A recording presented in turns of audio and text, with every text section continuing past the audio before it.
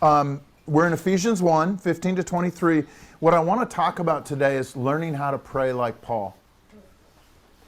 And here's where we're kind of coming and going. We have been working through Ephesians. And if you remembered, I kind of said, hey, I want to take as our theme the lens by which we're utilizing as we read through Ephesians. How do you have a first century faith? Okay? And what we've said so far, week 1, well, you got to be in the text. Do you remember the Bereans from Acts 17? Okay? The early Christian people, the early Christians were people of the book. In other words, so if you're going to have a first century faith, you've got to learn how to really wrestle with Scripture. That's the first thing. Second thing, this was last week, we noted that the early Christians had a really big view of God. And last week we talked a lot about agency. Okay? So God's agency, He's in complete control of everything, from the hearts of kings all the way down to the falling of a sparrow. But man's got agency too, but it's limited and derivative. In other words, it's all about responding to what God has done, God has given, where God has placed us. And that's actually what Paul is doing in this text today. He's responding, and there's kind of two things that he's responding to. Number one, he's responding to what God has done in what we talked about last week, verses 3 through 14. But then he's also, so he's working out of God's response, but he's working through their response. You see it down in verse 15. He says, because I heard of your faith in the Lord Jesus and your love for all the saints. You hear that? God did something. You all did something. And that's now leading him to kind of pray it forward for how they live in this world. This is verse 16, kind of through the end of the chapter. He's not just praying for them, he's actually showing us how to pray this way too. And that's what I want to, if you're going to pray this way for someone else, you've got to learn how to pray this way for yourself first. Okay? So what I really want to try to do today is just show you how Paul is praying, and in the process, it's going to help you learn how to break down the passage. All right? So, it's going to be pretty interactive today. Universal outline. What's the story? Where's the gospel in the story? Where are you in the story? We're going to focus on those first 2 points, and then we can discuss over lunch, where are you at? How do you respond to this? Okay, so when we say what's the story, what we're really asking, particularly when it comes to Paul, is how is the passage structured?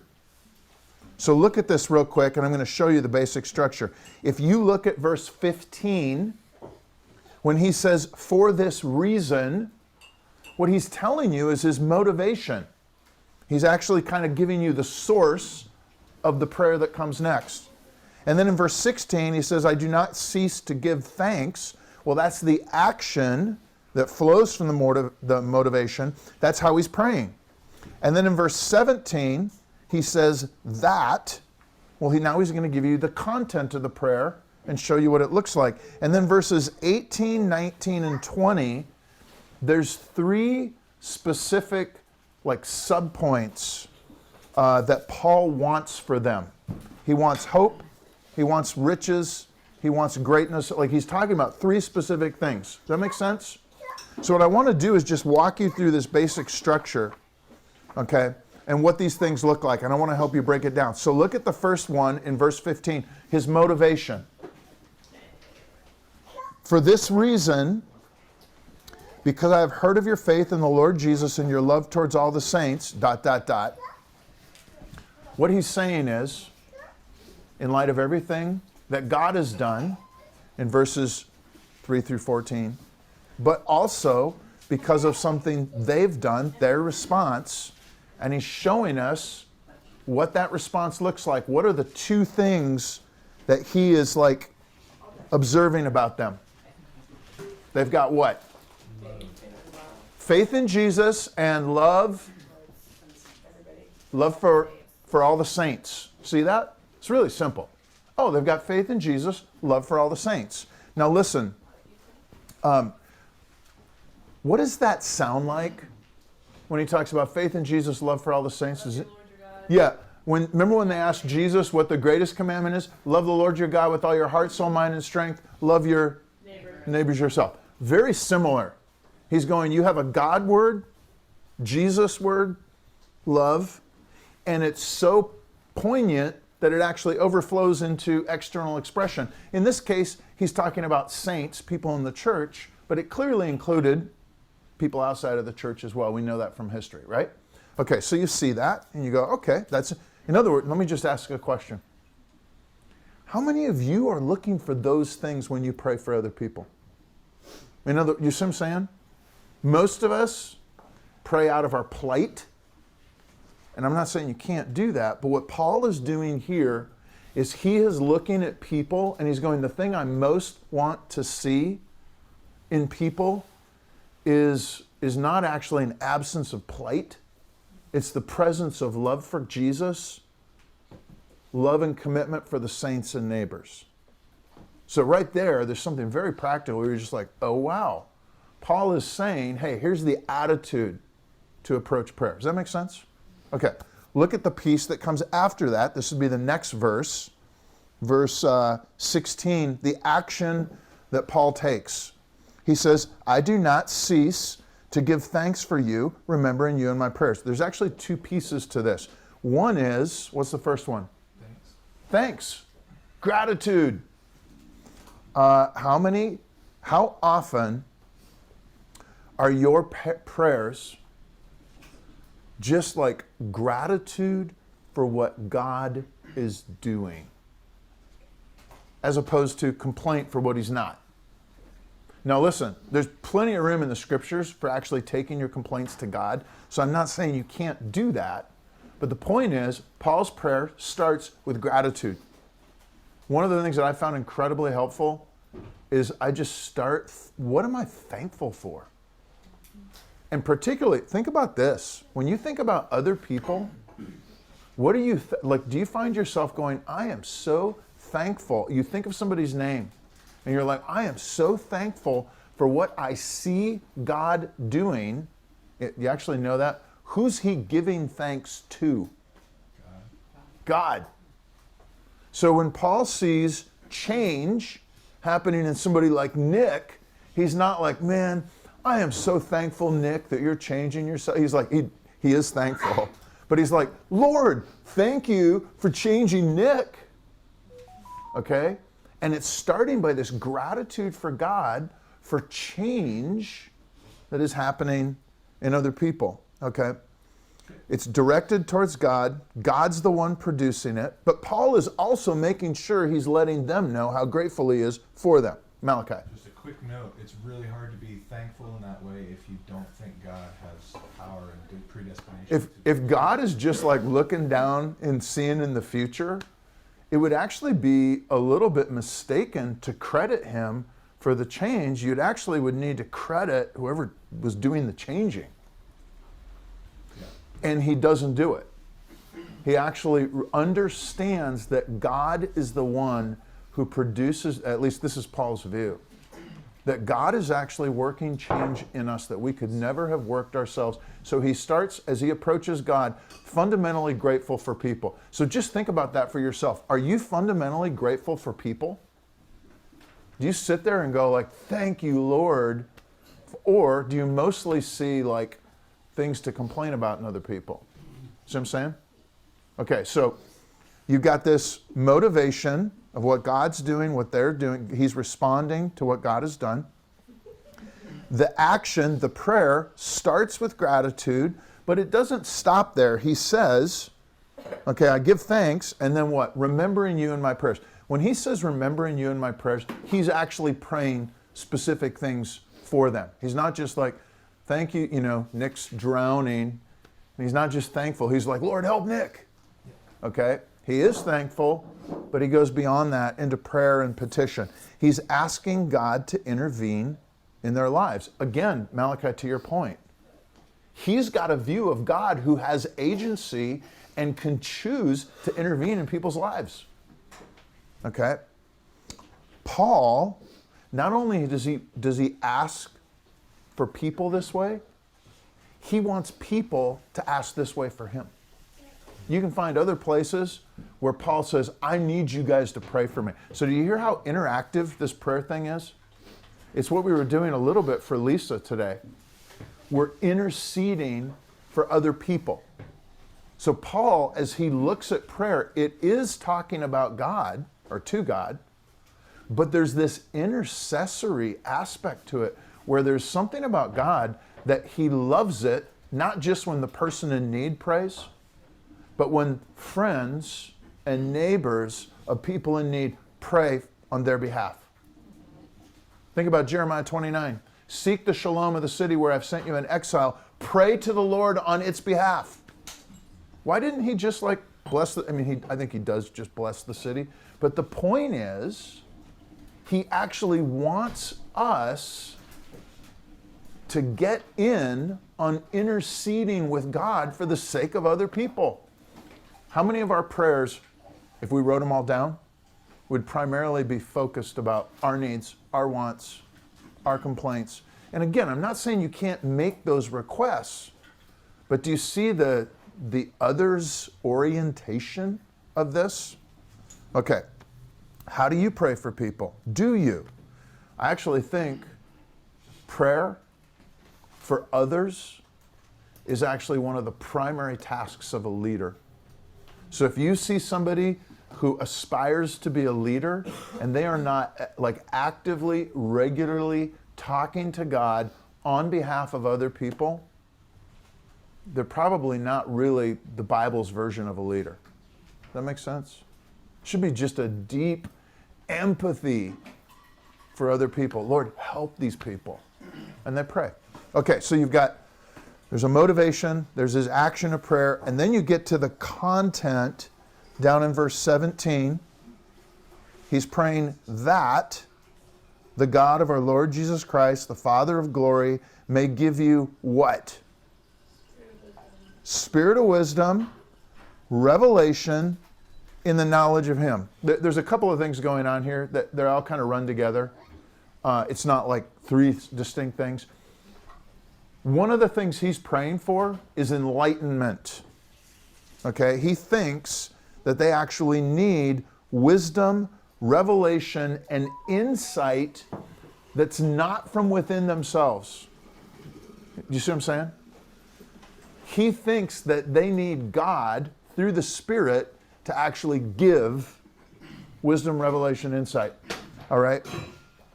And what he wants for them in the last part is all of those things, the wisdom, the revelation, the insight. What's the purpose of it? Like, where's it driving them? Into knowledge of what? What? No. Into knowledge of, it's the last word, him. Jesus.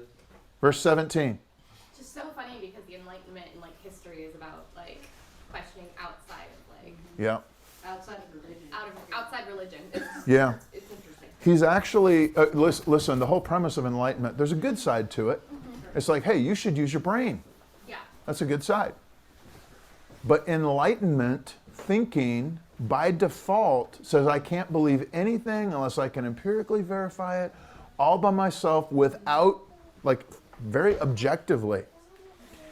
What Paul is saying here is not simply, I want you to know about God. That would be a very Greek way of thinking, and philosophy, and that's not bad. It would also be a very Enlightenment way of thinking. Like we want to be able to measure God, put him under the microscope, determine objectively that he's really. But do you remember how the Jews talk in the Old Testament about knowing? Like when it says the husband knew his wife. He's not just talking about like, oh, we had a really good conversation and I learned some amazing things about Marilyn. What's he talking about? Talking about know in the biblical sense. Okay, do you know what know in the biblical sense is? Yes? Is that yes or no? Okay, parents, you need to explain to these guys what no. I want you to go home on the way. Georgie, you're going to be like, I need some explanation about what it means to know. I'm gonna wait for that Facebook update. Exactly. Okay, and then Jen's going to document whatever the conversation was on I haven't Facebook. even gotten through Lucy the significance of circumcision. Yeah, okay. You're telling me to teach her Now you got to talk about knowing too. It's all in the Bible. Okay, here's my point. right? What's the point here? The point is, do you want to say what the point is? Well, I was thinking it's a heart thing, not a mind thing. Yes. He's saying, and it's a heart thing, but he's saying, I actually want you to know God and to know Jesus, not just know about him. He's saying it's got to get from head knowledge down to heart knowledge. Now think about this. Again, is that what your prayers look like? Okay. Do you see how practical this is? Now, he's going to say 3 things after that you go like, okay, what does this knowledge produce or look like? Having the eyes of your heart enlightened, that you may know what is, and he's going to say 3 things here. He's going to say, the hope to which he has called you, the riches of his glorious inheritance, and what is the immeasurable greatness of his power towards us to believe. So those 3 words, I'm going to say hope, riches, power. Now, let's just pause for a second. What are we doing here? We're basically breaking down the text, figuring out what's it saying. So when we talk about that question, what's the story? This is what you do. You just sit there with the text and you kind of ask yourself these questions. And Paul is great for this because Paul, you may not like Paul, but he is logical. And when Paul writes, now it may be a long sentence, but it's like thought leads to next thought, leads to next thought, leads to next thought. Do you see that in this text? It's pretty straightforward. So what you're doing when we talk about what's the story is we're really just trying to figure out like what are these ideas that Paul is putting out there so that we can understand what he's saying. And as you do this, you're going to run into certain words or concepts, okay, where you're like, hey, maybe this is central and important. So in this passage, what 3 things do you think are going to be most central and or very central and very important? If he's praying, I want you to know the hope and the riches and the power, you might say to yourself, I'll bet these might be important. Maybe I should dig in a little bit more. Okay? And that really transitions us into the second part. When we ask the question of what is the gospel, where is the gospel in the story, we're actually and the only way that you can do it is to really sit and chew on these things. Okay? And that's really what the word meditation means in Hebrew. It's like a dog gnawing on a bone. Literally, a dog meditates on a bone. Have you ever seen a dog, that just sits there and they just chew and chew and chew and chew and chew. And the scriptures are actually suggesting that that's what Christian meditation looks like. So what I want to do is, as we move into that section of the outline, which is like, well, where's the gospel in this? We've seen some concrete things, and you can probably find some good news, but the point is, what I want to try to do is find those 3 key things and just show you what does it look like to press into those things a little bit more deeply, and how do we find good news in that? Yes? It sounds like these are the good news, and he's like, I want you to have more. Yeah. And then we're about to talk about what. We're gonna talk. No, you're exactly right. Here's what I wrote. What things are news? And this is important. These 3 things, they're not do's. Here's what I want you to do. They're actually things that have been done. There's a hope to which you've been called, the riches of his glorious inheritance, greatness of his power. That is, all the 3 of those things are on him. He's done it. He's called you something, he's given you something, and there's power at work. Okay? So, where's the gospel? Where's the good news in this story? What you're looking for is, what are the things that are news, something that's done for you, that if it were true would change your life for the better? It would be really, really good. And what I want to try to do is take these 3 things and just go, let's work the gospel and the story on these three things. Okay? So, you ready? Second point, gospel and the story. And I'm going to spend the most time on one of these, the first one, and just kind of give you a pointer for how you tackle the next two. Okay, so first of all, let's talk about hope, right? Look at verse 18. Having the eyes of your hearts enlightened, that you might know what is the hope to which you have been called. How would you figure out what that means? Search for the word hope. Yeah, this is like literally. Because he doesn't tell you right in this passage. He kind of assumes that the audience is going to know something about hope, probably because he's talked about it with them in person. So what you would do, what you could do, and you can do this, go home with your little Bible app and be like, hope. And then just scroll to the New Testament and find all the places where Paul uses the word.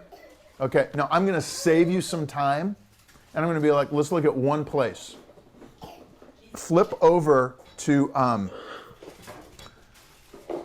second.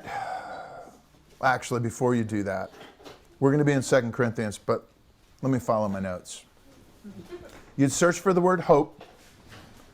And one of the things that you should observe before searching is this word hope is connected to what? Calling. Okay? In other words, there's some kind of obligation on you that goes with this thing. Whatever it is, you've been called into it. So there's some kind of it's been done for you, but there's still some kind of he's going, hey, there is a call in this for you to enter into it. And we're like, whoa, what is that thing that we're called to enter into? So before we jump to the passage, I want to do a little bit of thinking about what is and this is just background. In the biblical worldview, what does hope mean? You could actually call it hope, capital H. And they don't do the capital H here, but that's how he's talking about it. Okay? When Jesus says, let me say it this way, hope, in the Bible's way of thinking, capital H, is the thing that you are living for. It's the thing that you're saving for, that you're sacrificing for, that you're investing in.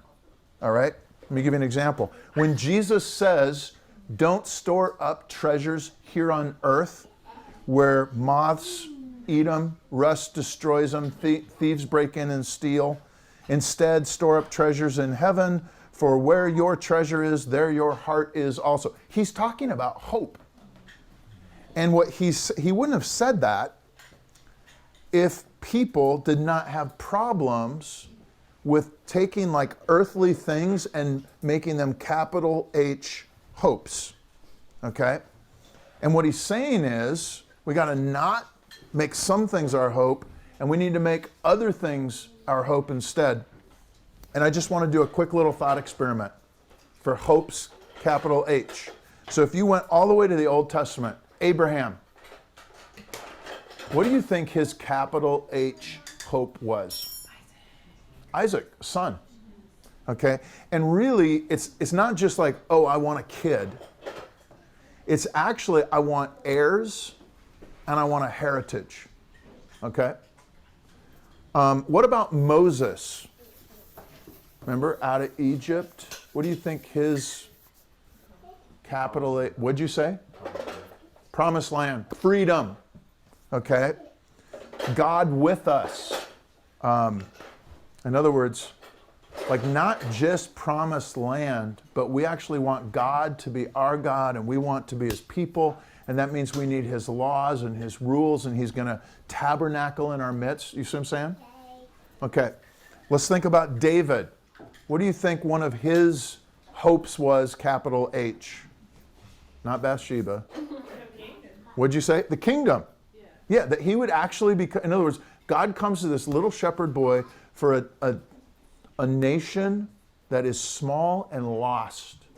And God says, you're going to be a king. And he's like, how can this possibly happen? There already is a king and he's not good. His name's Saul and he's out to kill me. Okay. So David, a lot of his life is, see how there's different hopes? And a lot of these hopes kind of overlap. David's hope was for a kingdom, but really it's for God's rule and God's righteousness through the king. David's a man after God's own heart, theoretically. Okay? Now listen, after David, for the Israelites that came later over the next 1,000 years, what do you think their hope was? Another, well, yeah. They were like, hey, listen, we'd really like another king like David.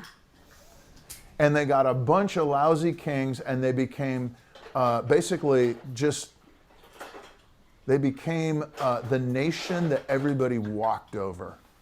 And so they were looking for the Messiah to like restore them to kind of the glory that they had with David, but hopefully it would last this time.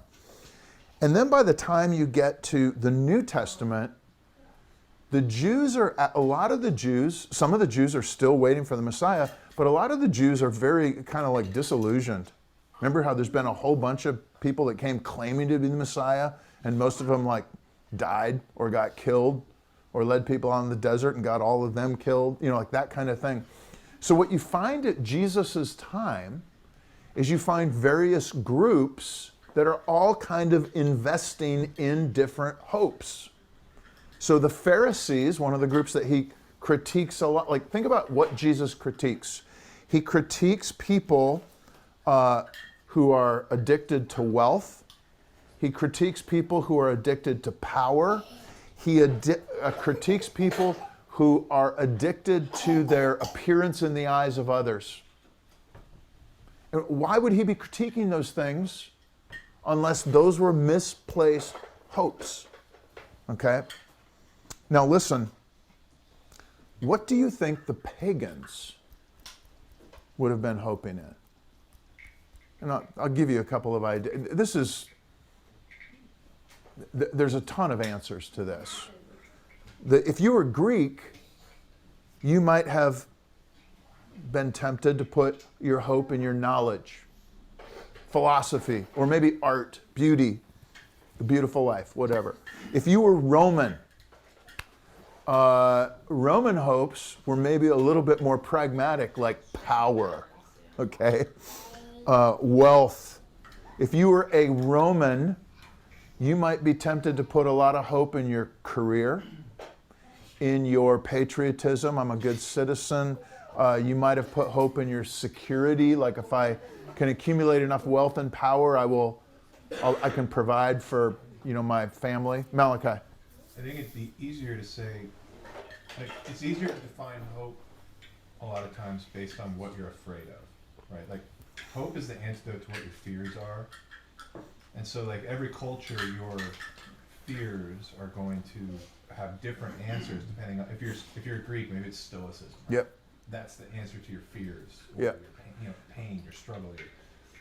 I think that's... Whatever you are most afraid of losing, or the place you're most afraid of going, that you hope it really doesn't happen, that usually you can go the opposite direction and you can see. So let's say somebody is really afraid of being poor.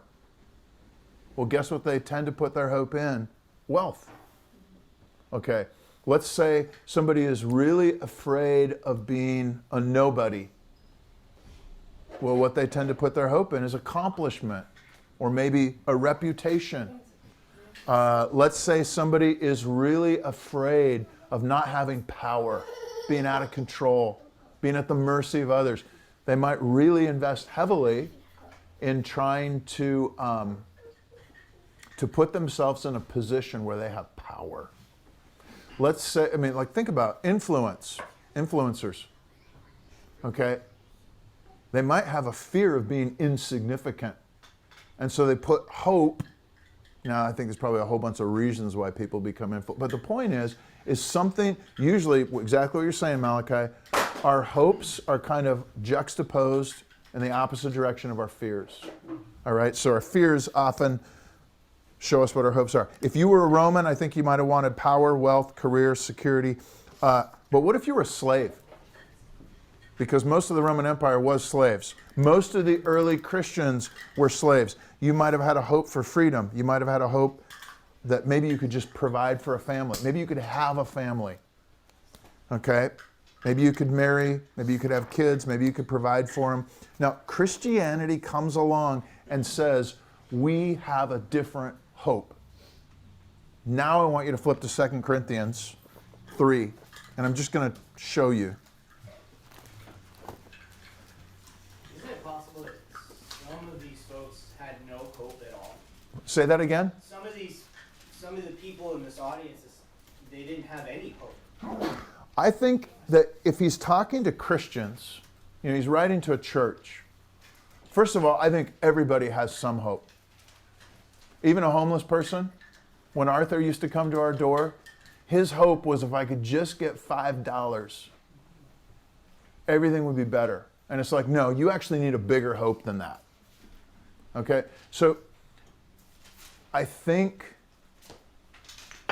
when you find somebody that truly has no hope, you get to despair.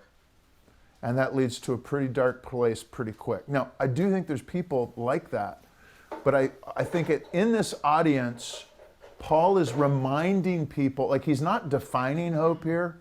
He's clearly talked about it. This is what Christians are called to talk about all the time. We should be thinking about this all the time. Do we talk about these kind of hopes with our friends and neighbors? Probably not as much as we should. Okay, if you look at 2 Corinthians, I'm going to do this fairly fast. I'm going to try to.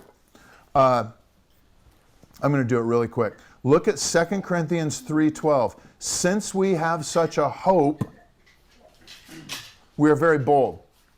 So you might say, oh, maybe Paul's talking about hope. What that hope is, such a hope. Maybe it's here in this passage. So if you look from verse 7 really down to 18, Paul's talking about what his hope is, and I'm just going to tell you real quick. He says in verse 7, there's a couple of things, 7 and 8. He talks about a ministry of death versus a ministry of the Spirit. You're like, well, that's odd. In verse 9, he talks about a ministry of condemnation versus a ministry of righteousness. Anybody have any idea what this juxtaposition is? He's going to talk about Moses versus the way of Jesus. Okay, so what he's doing is he's saying, yeah, there's an Old Testament thing. There's an Old Testament kind of hope. There's a New Testament kind of hope. I want to be really clear here. He is not saying that the old way is bad. The new way is good. He's actually saying the old way had glory, but the new way has so much more glory that it's way better, and it's almost like the old way had no glory. Does that make sense? But he's not saying the Old Testament was bad God, angry God. He's not saying that. Okay?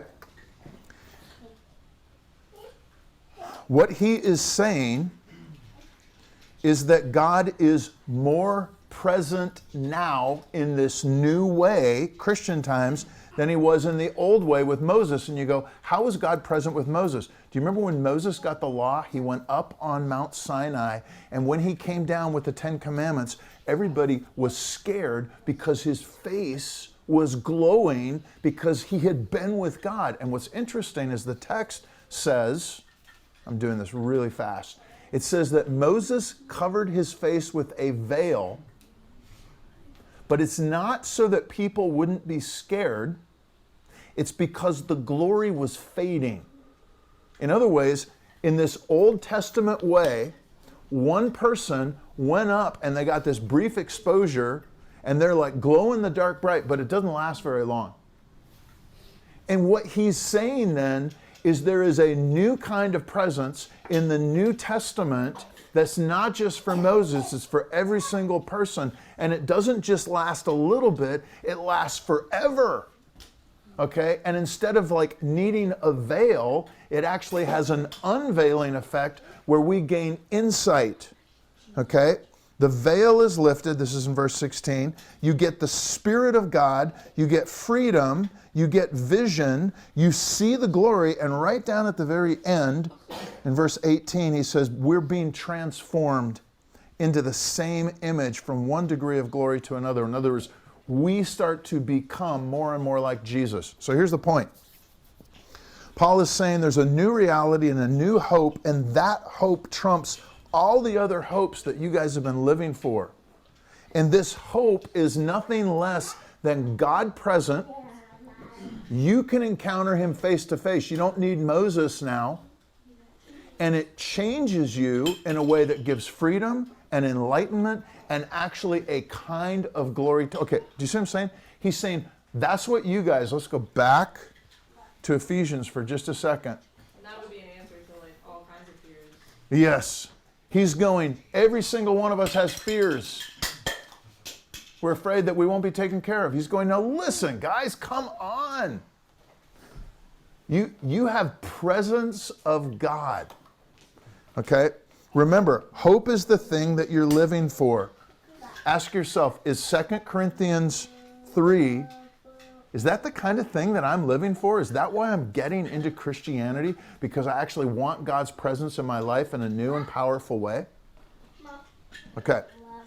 Jump back to Ephesians, and I'm going to do this in like 3 minutes.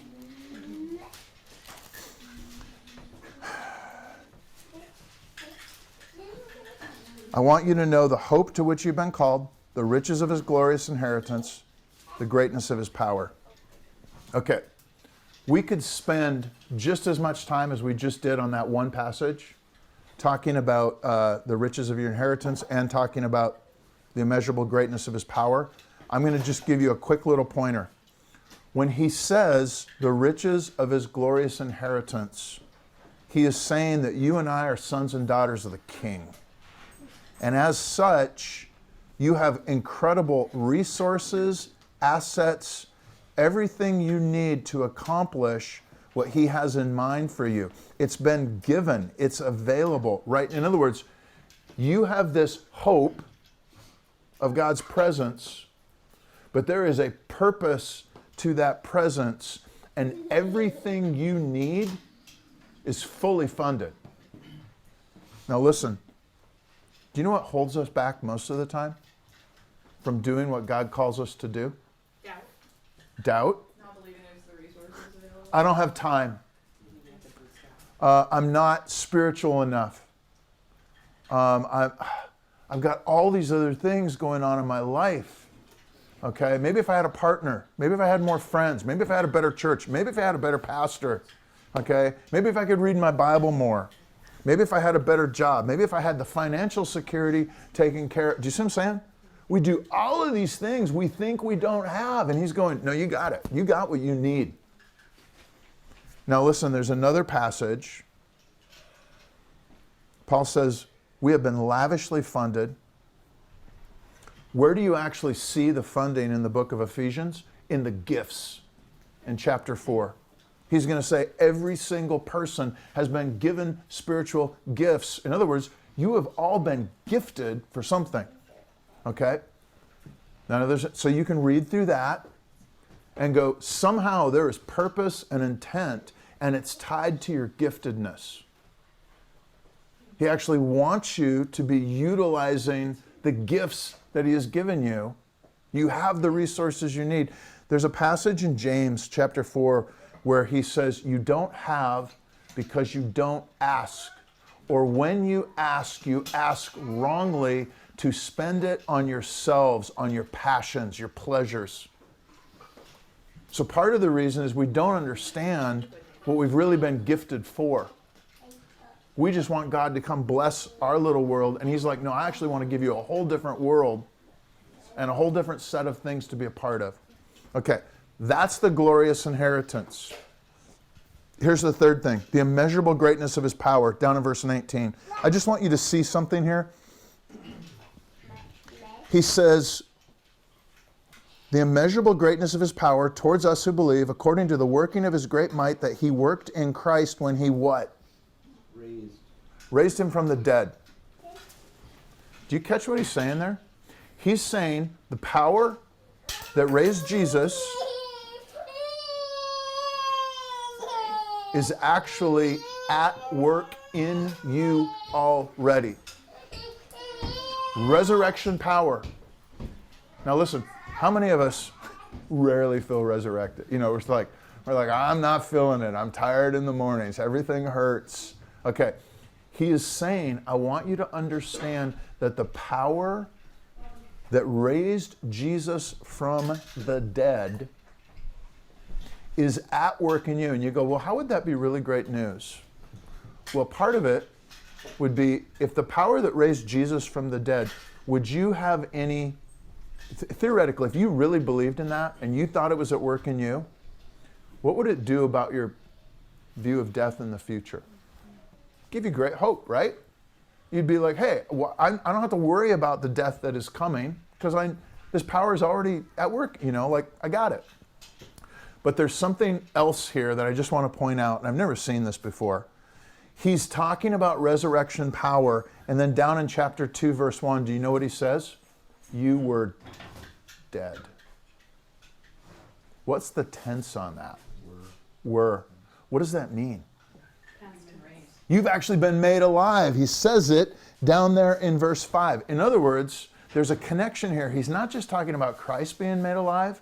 He's talking about us being made alive. And I think what he's saying is this.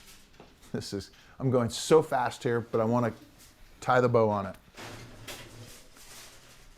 I think he's saying not just future, you don't have to be worried of future death. He's actually saying you can die right now because you've already been dead and come to life.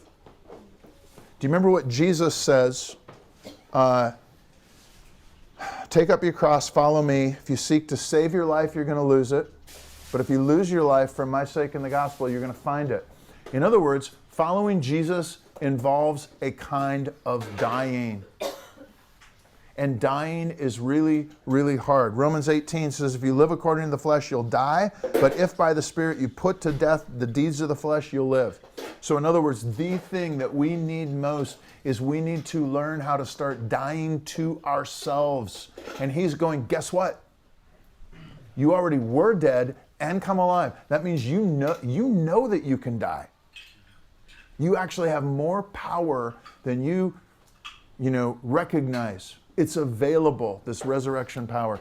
What that means is you're not just looking out in the future, you're looking right here in the present, going, I ought to be able to take up my cross and follow Jesus and die to myself because I have already been connected to Christ in some way, and that's at work in me.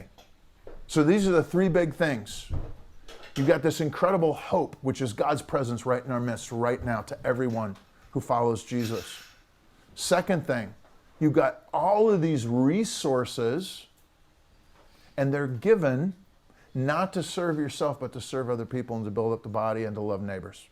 Seek the shalom of the city. Third, the key to doing those things is actually being able to die to your own desires and die to your own kingdom. And he's going, God's power that raised Jesus is already at work in you. Okay? So, do you see how, those three things, if you actually believe those, if I actually believe those, changes my life. Okay, what we've been doing here is just kind of meditating. I've been giving you like some jumping off places so you can do this yourself. Third thing, where are you in the story? I'd like to just talk about this a little bit at lunch. It's important that you don't just do the first 2 points, that you actually stop and think like, what resonates with me? What rubs me? What doesn't make sense? Where do I need this? How do I get it? That's why we do this conversation. Does that make sense? In other words, you have to have response. And I think it's really, really good for us to respond with other people so they can hear what we're thinking and we can hear what they're thinking.